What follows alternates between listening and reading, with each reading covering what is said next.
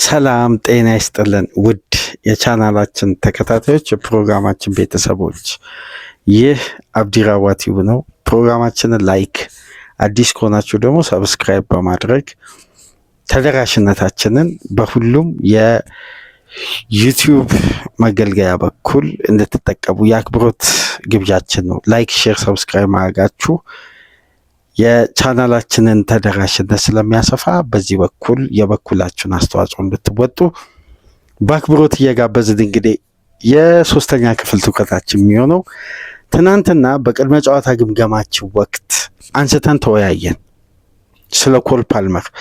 ወደዛ ከመምጣታችን በፊት የቻናላችን አጋዦች፣ ደጋፊዎች ከጎናችን በመሆን ለረጅም ጊዜ በቅርብ ጊዜያትም ቻናላችንን ተቀላቅለው እያገዙን እያበረታቱን እንግዲህ እዚህ ላደረሱን ትላልቅ አድማጮች በተለይ ከሀገር ውጭ ለሚያደምጡ ልባዊ ምስጋና ማቅረብ አለብን። በተለይ በዚህ ቻናል ረጅም ጊዜ ከኛ ጋር ስትቆዩ እንደ ሁል ጊዜው ምስጋና ሳናቆይ የምናደርሰው ወይም ስሙን በተደጋጋሚ ስንጠራ የምታደምጡት አባይ አባይ በሚል ዩዘርኔም ወይም ትክክለኛ ስሙ ያሬድ ከአሜሪካ እንግዲህ በተደጋጋሚ ለሚያደርግልን ትላልቅ የሱፐር ታንክስ ድጋፍ ከልብ እናመሰግናለን። ትናንትና አባ እንግዲህ በመሐመድ ሳላህ እና አርነ ስሎት ዙሪያ ባጠናከሩ ፕሮግራም ላይ እንግዲህ አባይ ወይም ያሬድ ትልቅ የሱፐር ታንክስ ድጋፍ አድርጎልናል። አድማጮቻችን ይሄ ቻናላችንን ደጋፊ እንግዲህ ከጎናችን ለሆነ ከዓመት በላይ ትላልቅ ድጋፎችን ሲያደርግልን ለከረመ አድማጫችን ልባዊ ምስጋና እያቀረብን እናንተም እንድታመሰግኑት የእኛ ተደራሽነት ወደ እናንተ በአግባቡ እንዲመጣ ከጎናችን ሆኖ በውስጥ መስመርም እንግዲሁም በዩቲዩብ ሲደግፈን ለቆየ አድማጫችን ልባዊ ምስጋና እያቀረብን አብርሽ ማሩ በቅርብ ጊዜ ውስጥ ትላልቅ የሱፐር ታንክስ ድጋፍ የሚያደርግልን ምርጥ አድማጫችን እንዲሁም ጥበብ ወንድማችን በተደጋጋሚ በአንድ ቀን ውስጥ በተለያየ ፕሮግራሞች ላይ ሳፖርት የሚያደርገን ምርጥ አድማጫችንንም ከልብ እናመሰግናለን።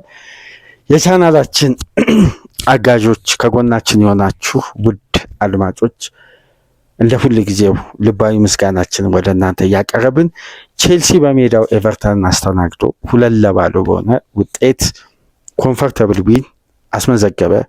ኮል ፓልመር እና ማሎ ጉስቶ የግቦቹ አስቆጣሪ ነበሩ።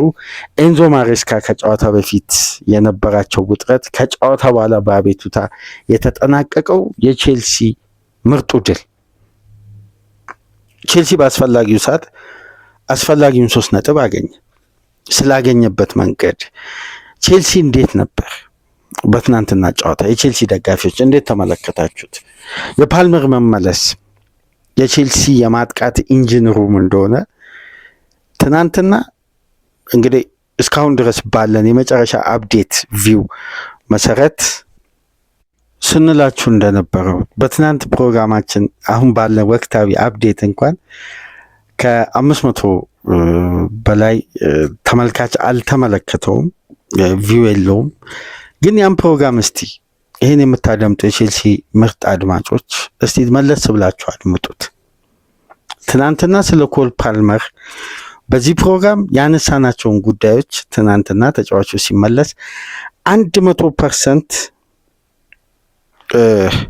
ተጫዋቹ ይሄ ሙሉ በሙሉ ፊት ሆኖ አይደለም እየተመለከተን ያለ ነው። ግን ፓልመር ሜዳ ውስጥ አለ ማለት ቼልሲ ግብ ማስቆጠር አይከብደው ወይም ተጫዋች ራሱ ግብ ያስቆጥራል። 100% ወደ ፓልመር የሚታወቅበት ደረጃ ተመልሶ አይደለም። ግን የተጫዋቹ ኢፌክቲቭ መሆን ከኳስ ጋር አሁን አንድ አጋጣሚ ካገኘ ያንን የመግደሉን አቅም በድጋሚ ባሳየበት 21ኛ ደቂቃ ላይ ተጫዋቹ ከማሎ ጉስቶ የቀረበለትን ኳስ እንዴት ያስቆጠረበት መንገድ ይሄ ፓልመር ተች ከመስከረም ወራ በኋላ ፓልመር ግብ አስቆጠረ። ተጫዋቹ ከ10 ጨዋታ በላይ አምልጦታል። ያውም በሶፍት ቲሹ ችግር በተመለሰ የመጀመሪያ ጨዋታ ማለት በስታንፎርድ ብሪጅ ይሄ ተጫዋች ልዩ ነው። በፕሪሚየር ሊግ ከመጀመሪያ ተች እስከ መጨረሻ የጨዋታ እንቅስቃሴ ድረስ የሚያደርጋቸው እንቅስቃሴዎች፣ እይታው፣ ስሩቦሉ፣ ጌምን የማንበብ ኳሊቲው፣ የቴክኒክ አቅሙን ከኔ በላይ አንድ ቀን ይህን ፕሮግራም የምታደምጡ የቼልሲ ደጋፊዎችም የቻናላችን ተከታታዮች ቃል እገባለሁ አባ ስለ ፓልመር ይዞላችሁ ይመጣል። በአባ አንደበት ነው የፓልመርን ኳሊቲ ፍንትው አድርጎ ማየት የምትችሉት። እና ይህ ተጫዋች በመጀመሪያ 21ኛ ደቂቃ ላይ ቼልሲን ቀዳሚ ያደረገ፣ 45ኛ ደቂቃ ላይ ለፓልመር አመቻችቶ ያቀበለው ማሎ ጉስቶ ለቼልሲ ሁለተኛዋን ግብ ማስቆጠር ቻለ። የቼልሲ የቀድሞ ተጫዋች ድሪፕ ሲሃል በጊዜ ተጎድቶ ተቀይሮ በወጣበት ጨዋታ ቼልሲ ባለፉት 4 ተከታታይ ጨዋታ ያለማሸነፍ ጉዞ በስተመጨረሻም በፓልመር መመለስ በፓልመር የመጀመሪያ ተችና ጎል ወደ አሸናፊነት በደንብ የተመለሰበት ጨዋታ ሆኖ ተመዝግቧል። ለኤንዞ ማሬስካ ያለፉት ቀናት በውዝግብ፣ በአቤቱታ፣ በትችት ቲሙን የምንመለከትበት አንግልና ሚዲያው እያደረሰ ያለበት ትችት ተመጣጣኝ ሆኖ በኩል መንገድ እየሄደ አይደለም። ቼልሲ አሰልጣኙ በዛ ደረጃ ቅሬታ ባያቀርብ የሚገርም አይደለም። ያለፉት 48 ሰዓታት አሉ ኤንዞ ማሬስካ እዚህ ክለብ ከደረስኩበት ጊዜ አንስቶ የመጨረሻ አሳፋሪው ሰዓት ነበር። የመጨረሻ 48 ከየትኛውም ወገን ሳፖርት እየደረሰና ድጋፍ እየደረሰን አልነበረም ማለት እውነት ነው። ቼልሲ ሲሸነፍ እንደምንሰነዝረው ትችት አይደለም። ያለበት ችግር፣ ያጋጠመው ጉዳይ፣ መብት የሚፈልግበትን መንገድ ስቴፕ ባይ ስቴፕ እያስቀመጥን መብቶቹን አሰልጣኙ ለመፈለግ የሚጥሩበትን መንገድ እንኳን ሳናደንቅ ሰውየው ስለገነባው አይደንቲቲ ነው የምናተኩረው። አይደንቲቲ እኮ በቡድን ደረጃ እስከ ስር ድረስ ሰዶ ምርጥ እንዲሆን የእያንዳንዱ ጨዋታ ፕሮግረስ መታየት አለበት። በእያንዳንዱ ጨዋታ ፕሮግረስ ውስጥ ደግሞ የቲሙ ውጤታማነት ቅንጅት በቡድን ስብስቡ ላይ ቋሚ እንዲሆን የተጫዋቾች ጤንነትና ፊትነስ አስፈላጊ። ይሄ ደግሞ በተደራራቢ ጨዋታ፣ በሶፍት ቲሹ ችግር፣ በክለብ ወርልድ ካፕ ችግር ስኳዱ ኮምፕሊትሊ መረጋጋት ተሳነው። ስለዚህ ይሄ ኤንዞ ማሬስካ መታገዝ ያሉበት ሰዓት እንጂ መተቸት ያለበት ሰዓት አይደለም። አምናኮ ስንል ነበር አንጂም ፖስቴኮግሉ በአንድ ወቅትማ 11ዱ ተጫዋች ተጎድቶባቸው ነበር። 11ዱ ዋናው ቡድን ማንም ይቀር አልነበረ። ስለዚህ ከዳንኤል ሌቪ ድጋፍ ይገባቸዋል ስንል የበለጠ ዳንኤል ሌቪ የጨዋታ እድሜ መስጠት ጀመሩ። አሁን ክለብና አስተዳደር መካከል የሆነ የሀሳቦች ልዩነት ሲኖሩ ክለቡ ውጤት ማጣት ውስጥ ነው የሚገባው። አሁን የቼልሲ አእምሯዊ ጥንካሬ እኮ የሚያስደንቅ፣ ከወደቀበት አፈር ልሶ መነሳት ይችላል። ከምንም ላይ ማሸነፍ ይችላል። ቼልሲን በደንብ ከተመለከታችሁ ከግማሽ ሲዝን በኋላ በሆነ ኢነርጂ የአንድ ዋንጫ ባለድል ይሆናል። ቼልሲ እኮ አይደንቲቲው ይሄ ነው።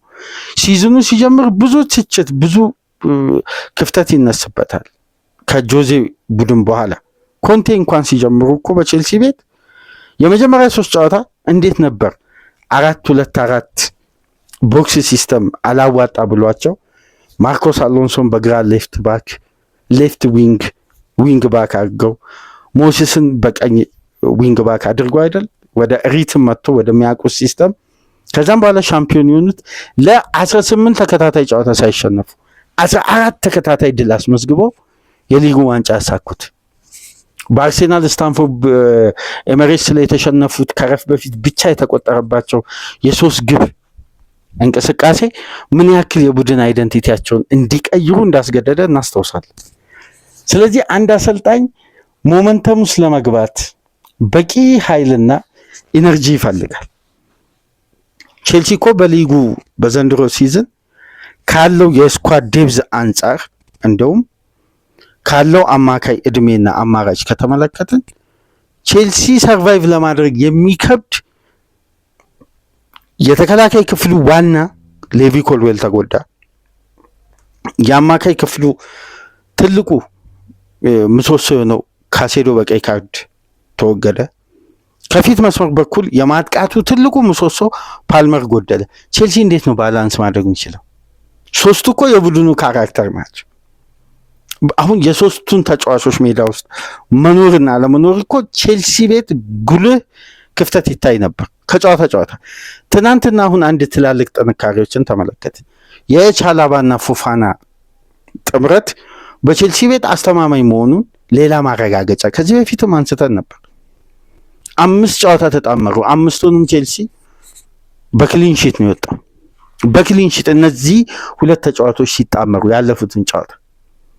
ስለዚህ በተከላካይ ክፍሉ ላይ መረጋጋት ለመፍጠር አንድ ትልቅ ጥምረት መብት ያገኙ ማለት ነው ቻላባና ፎፋና። አማካይ ክፍሉ ላይ ደግሞ ያ ሶሊዳሪቲ እንዲመለስ ደግሞ ካሴዶ የ3 ጨዋታውን ቅጣት ትናንት አጠናቋል። በቀጣይ ጨዋታ ሲመለስ የሚፈጠረውን አስቡ። እዚህ ላይ ደግሞ ፓልመር ተጨማሪ ጌም ታይም ሲያገኝ ሻርፕ የሚሆኑን ጉዳይ ሲጨመር አሁን ቼልሲ ምን ይሆናል? ሞመንተሙን ድጋሚ ያገኛል። እነዚህ ተጫዋቾች ባላንስ ባልሆኑበት 9 ተጫዋች 5 ተጫዋች ከምርጥ 11 እየተለዋወጠ ማች ፊትነስ አለ፣ ኦቨርሎድ አለ፣ ጌም ታይም አለ። ይሄ ጌም ማኔጅመንቱ ስንት ውጣ ወረደ ቡድን እያየ ግን አሰልጣኙ እንዳሉት የትኛውንም አይነት ድጋፍ አላገኙም ብለው አቤቱታ ማቅረባቸው ተገቢ ነበር። ግን የኤቨርተን አጀማመር ለቼልሲ ትንሽ አስፈሪ ነበር። ከተመለከታችሁ ቼልሲን የፈተነ አጀማመር፣ ጥሩ አጀማመር። ኤቨርተኖች የመጀመሪያ 20 ደቂቃ በነ ኒድዌይ 2 ኢላማውን የጠበቀ ሙከራና የጋርነር ኳስ ትንሽ አስደንጋጭ ነበር። ግን በፍጥነት ነበር ቼልሲ ሪከቨር በማድረግ በኮል ፓልመር በኮልድ ኒክኔሙ የሚታወቀው ተጫዋች እንግዲህ የቼልሲ የዲሴምበር ወር ደካማ ጉዞን በውጤት የቀየረች ምርጥ ግብ ከማሎ ጉስቶ የተሻገረለትን ኳስ በማስቆጠር ቼልሲ ወደ ጨዋታ መሪነት ያሻገረችን እንቅስቃሴ ያደረገ። ከዛን ቼልሲ በዚህ ጥሩ ሞመንተም ቀጥሎ እንግዲህ የአሌሃንድሮ ጋርናቾ በርካታ እድል እንዲሁም ክፍት ከሆነ እንቅስቃሴ ያገኘው ሙከራ ምን አይነት አጋጣሚ እንደሆነ አልካራዝ ይሄ ባክፓስ ያደረገው ኳስን በድሪፍስ ያህል ተቀይሮ ከገባ በኋላ አሁን ቼልሲ ሜዳ ውስጥ ያለው እንቅስቃሴና ፍላጎት ባለፉት ጨዋታዎች ከደረሰባቸው ጫናና ከደረሰባቸው ትችት አንጻር ክለቡ በጣም ጥሩ የሳይኮሎጂካል ጥንካሬ እንዳለው ያየንበት ነው። በደንብ ቼልሲ ቶሎ ራሱን ጀነሬት አድርጎ ማንሳት ይችላል በየትኛውም ውጥረት ውስጥ ቢሆን እና ይሄ ቡድን ወደ ራሱ ቅኝት ሞመንተም ለመምጣት የሚያንደረድረውን ያውም ጠንካራውና ኢንፎርም አዌይ ማች ሪከርድ የያዘውን ኤቨርተንን እኮ ነው ያሸነፈው። በርንማውዝንና ማንቸስተርን ቫይታሊቲ ስቴዲየም እና ኦልትራፎርድ ላይ በግሩም የጨዋታ ስትራቴጂ አሸንፎ የመጣ ቡድን። ስለዚህ ኤቨርተንን ማሸነፍ በሊጉ አንዱን ትልቁን ቻሌንጅ እንደ መሻገር ተደርጎ የሚወሰድበት ወቅት ላይ ነው ቼልሲ በዚህ አይነት አቋም ላይ ሆኖ ማንሰራራት የቻለው። ስለዚህ የቼልሲን ድል በየትኛውም መመዘኛ ቦታ ልንሰጠው ይገባል። በጣም ጠንካራ፣ ይሄ በጣም ፋይቲንግ ስፒሪት የሚፈልግ ጌም ኮንሰንትሬሽን የሚፈልግ ፊዚካል ጌም ነው ቼልሲ የተሻገረው፣ ቀላል ጌም አይደለም። እነዚህ እኔ በጣም ማለት ፕሪሚየር ሊጉን እንድንወድ ካደረጉን በርካታ ነጥቦች መካከል አንዱ ኮል ፓልመር። በነገራችን ላይ አንድ እንግሊዝ ቡድን ይሄ በመመዘኛ ይሄኛው እንደዚህ ቢሆን ይሄ እንደዚህ ቢሆን የሚል አንዳንድ ካታጎሪ ቢወጣ ለኔ እያንዳንዱ የእንግሊዝ ክለብ ውስጥ እንዲኖር የምፈልገው አይነት ተጫዋች ቢኖር ፓልመር ነው። ማለት ቴክኒካሊ የተሟላ ተጫዋች ለኔ ፓልመር የክሬቲቪቲ አቅሙንና እይታውን ለተመለከተ፣ ምክንያቱም ክሬቲቭ አማካይ አሲስት ማድረግ ብቻ አይደለም፣ ከአሲስቱ እኩል ወይም በበለጠ ግብ ማስቆጠር አለበት። ቴክኒካሊ ነው እዛ ቦክስ ጋር የመወሰን አቅም፣ እይታውን ሁሌም የቡድኑ ለሱ የሚሰጠው ከቨር ፋይናል ሰርድ ላይ በአግባቡ የሚወጣ የማያሳጣ ተጫዋች ነው። አማካይ ክፍሉ እኮ ፓልመርን የሚረዳበትን መንገድ እሱ በተግባርና በውጤት እያሳየ ነው። ቼልሲ ያለፈውን 2 ሲዝን ስለ ፓልመር ብዙ ስንል ነበር። አሁን አስቡት፣ እድሜው ጨምሯል፣ የቼልሲን ባህሪ ለምዷል። የክለቡ አንዱ ሲነር ተጫዋች እየሆነ ነው። አሁን ማቹሪቲውና ፕራይም ታይሙ እየመጣ ነው። ይሄ የሶፍት ቲሹ ጉዳቱን አሰልቺውን ጊዜ ለ87 ቀን 3 ቀን ብቻ እኮ ነው ለ3 ወር የቀረው።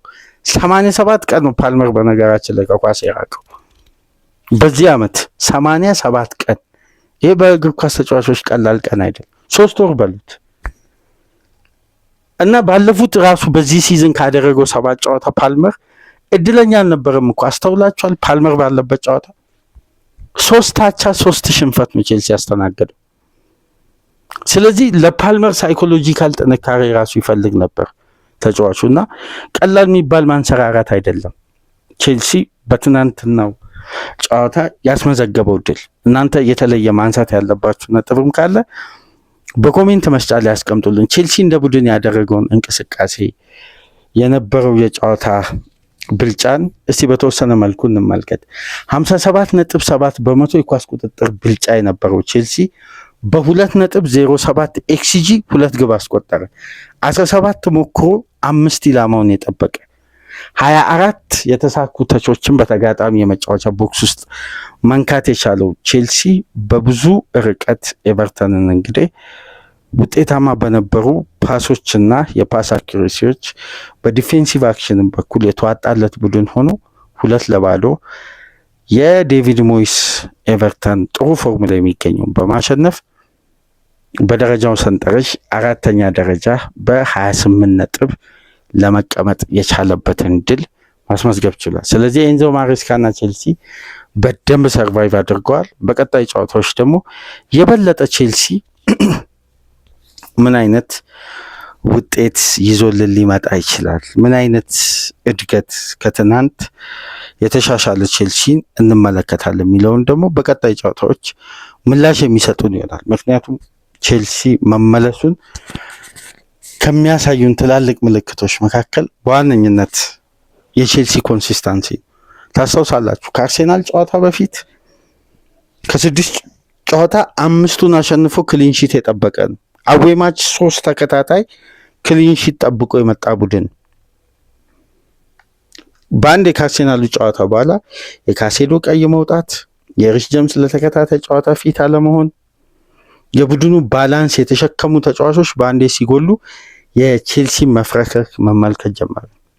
እዚህ ላይ ደግሞ አጥቂው ሊያም ዴላፕ በትከሻ ጉዳት ምክንያት ለ6 ሳምንት ከሜዳ ራቀ። ከቀጣይ ጨዋታ በኋላ ግን ኤንዞ ማሬስካና ቼልሲ ካሴዶንም ፓልመርንም በወሳኝ ሰዓት ነው የሚያገኙት። ፓልመር እስከ ቀጣይ ጨዋታ በኋላ ይሄ 100% ወደ ማች ፊትነሱ መምጣቱ አይቀርም። አሁን ጌም ታይም የማግኘት ሙሉ ይሄ ራሱን በደንብ አጋግሎ አሟምቆ የቀድሞ አይነት ሻርፕ የሆነውን እንቅስቃሴ የሚያመጣበት ወቅት ላይ ነው። እንግዲህ በተቃራኒው ደግሞ ከፈታኝ ፊክስቸሮች ጋር ቼልሲን ተጫዋች ያገኙ። ቀጣይ ጨዋታዎች በጣም ለኤንዞ ማሬስካና ለቼልሲ ቀጣይ ጊዜ ወሳኝና ፈታኝ ጨዋታዎች ከፊት ለፊታቸው ይገኛሉ። ቀጣይ ፊክስቸሮችን እንመልከት። በቼልሲ በኩል ቀጣይ ጨዋታዎች ለኤንዞ ማሬስካና ለቼልሲ በጣም ወሳኝና ፈታኝ ጨዋታዎች የሚደረጉበት ወቅት ነው። አሁን በዚህ ሳምንት አጋማሽ ቼልሲ በካራባኦ ካፕ ከሜዳ ውጪ ወደ ሚሊኒየም ስቴዲየም ተጉዞ ካርዲፍን ይገጥማል። ከዛም በኋላ ወደ ሴንት ጀምስ ፓርክ ተጉዞ ኒውካስልን ይገጥማል። ከዛም በስታንፎርድ ብሪጅ አስቶን ቪላን ኢንፎርም የሚገኘው የኡናይ ኤምሪን አስቶን ቪላን ይገጥማል። ከዛም በኋላ በሜዳው እንደገና በርንማውዝን ያስተናግዳል። ከዛም በኋላ ወደ ኢትሃድ ይሄዳል። ከኢትሃድ በኋላ ይመለስና ወደ ክሬቨን ኮቴጅ ይሄዳል። በመሃል ቻርልተን አትሌቲክስን አስተናግዶ ብሬንፎርድ፣ ፓውስ፣ ክሪስታል ፓላስ፣ ናፖሊ እና ዌስትሃም እስከ ጃንዋሪ 31 ያለው ፈታኙ ፊክስቸር ነው ለኤንዞ ማሬስካ። ስለዚህ አሰልጣኙ ምን ያክል ጥርሳቸውን ሞርደው ክሊኒካል የሚሆኑበት ያለፉትን ጨዋታ ቼልሲ የሚታማበት የማስቆጠር ችግርን በፓልመር አስደናቂ ቴክኒክና የክሬቲቪቲ አቅም ታግዘው ምን ያክል ርቀት ይሄዳሉ። እንግዲህ ፓልመር፣ ኤንዞ ማሬስካና ቼልሲ በልዩነት የሚያንሰራሩበት ሳምንቶች ከፈታኝ ፊክስቸር ጋር እየመጡ እንደሆነ የሚያሳይ ተስፋ ሰጪ ድል ትናንትና የመርሲሳይዱ ክለብ ላይ ተጎናጽፈዋል። የቼልሲ ደጋፊዎች እንኳን ደስ አላችሁ እያልን በትናንትናው ዕለት ያሬድ አባይ እንዲሁም ጥበቡ ወንድማችን ማሩ አብርሽ ማሩ ላደረጋችሁልን የሱፐር ታንክስ የሱፐር ስቲከር ድጋፍ ከልብ እያመሰገንን ድጋፋችሁ ከኛ ጋር እንዲቀጥል የአክብሮት ግብዣችን ነው። ሌሎቻችሁም ድጋፍ በሱፐር ስቲከር በሱፐር ታንክስ እንድታደርጉ የአክብሮት ግብዣችን ነው። ላይክ፣ ሼር፣ ሰብስክራይብ ማድረጋችሁ እንዳትረሱ። በሶስት ፕሮግራም ዕለተ እሁድን ከእናንተ ጋር በእንዲህ መልኩ ቆይታ ያደረግን ነገ ፓላስ እና የሲቲ ድህረ ጨዋታ ግምገማ ይዘን በሰኞ ንጋት ፕሮግራም ከጋዜጦች ትኩረት ጋር አብረን አቀናጅተን ተጨማሪ ጉዳይ ደግሞ የማንቸስተር ዩናይትድ እና የቦርንማውዝን ቅድመ ጨዋታ ግምገማ ይዘን መነጋገሪያ ርዕስ ደግሞ ሁለት ከተፈጠረ ዛሬ እሱንም ጨምረን እንግዲህ የዛ ሰው ይበለን። ሰኞ ንጋት እስከምንገናኝ ድረስ የቼልሲ ደጋፊዎች እንኳን ደስ አላችሁ። ሰላም ቆዩ።